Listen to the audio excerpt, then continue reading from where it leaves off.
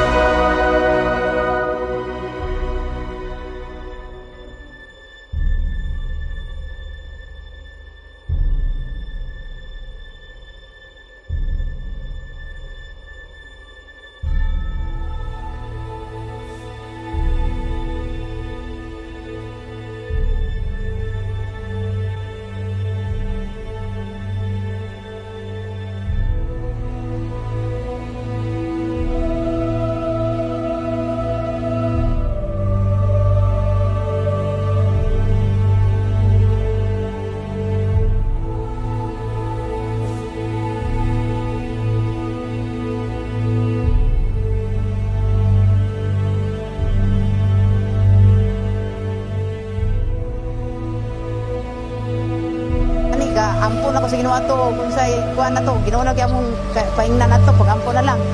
Kanang kuan na lang, di naman kuan, namapit naman sa butang, pero ang tubig, gamay pa. Ang tubig, dili pa, ani nga, kuan, masay. Wala may, kuan, abot sa taas, pero sa, karon gyud abot gyud ang akong taas, kaya doon sa danas may kong balay, naabot gyud sa taas, sulod gyud dito sa tubig. Nya kining tulay na, kuan na, tubig na sad. Nya kining tulay karon nga na yabo, na-overflow na, grabe na ang kwan dito. Kusog na kayo ang iyang kwan. Muna, mga alas 2 yun dito. Labing kulang, kwan yun. Taas, alas 2 na kapin. Mo pagkahagsa sa tulay.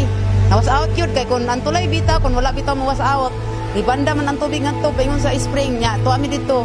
Dagan tao at mamatay. Mamong kaya ang mga tao din nadapita, wala pa man nanggi kwan. Wala pa nanggi bakwit niya. Salamat na lang nga anak lagon na wasaot ang tulay tubigan kay kun wala tumo sa mga dagan di dato tao maamong kay ni kon balik man ang tubig dito pagbalik sa tubig ditong lugar pagbalik itong lugar sulog na kay dito nya pagkawas up sa tulay ato mo na rin to nga di sirit ang tubig. Nalinaw ditong lugaran.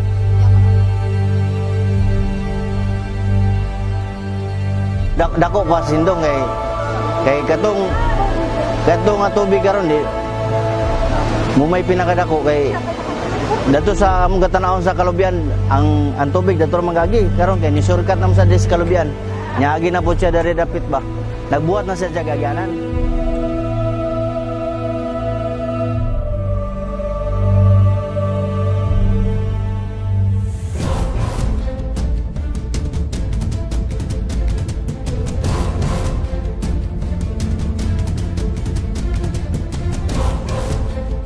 Kini karon we are utilizing the existing old bridge sa Ugyaban. In the meantime, among gitagaan ng priority karon ang mga tao nga makatabok. In fact, si Governor Kalingasan nakaron din nag-assister aron makaagi ang mga tao din Nag-request na ko ganina buntag sayo sa higher authorities sa Manila for the release of about 75 million pesos. Nga ang gobyerno, provincial ug nasyonal, wala nagpabaya sa pag-address sa atong problema karon din.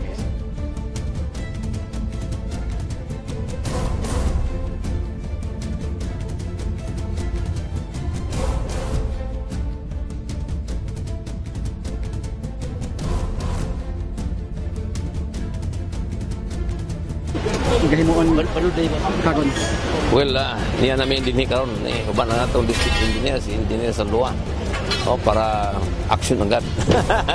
Kay kining tulay kining karon nga panghitabo dinhi sa Talakag kinahanglan gini aksyon no tingali inyong mga nasaksihan nga daghang kayo mga tao ganyan stranded tungod ka dili sila makasabok no but now kompleto na dili na problema no so yung kukang engineer nga mas maigit kay niya kita dinhi di ba so at least na-stall na to ang pagtabok sa mga tao o medyo okay na ang mga tao although ang sunod na itong buhaton din ang pag-ayo na sa atong kulay.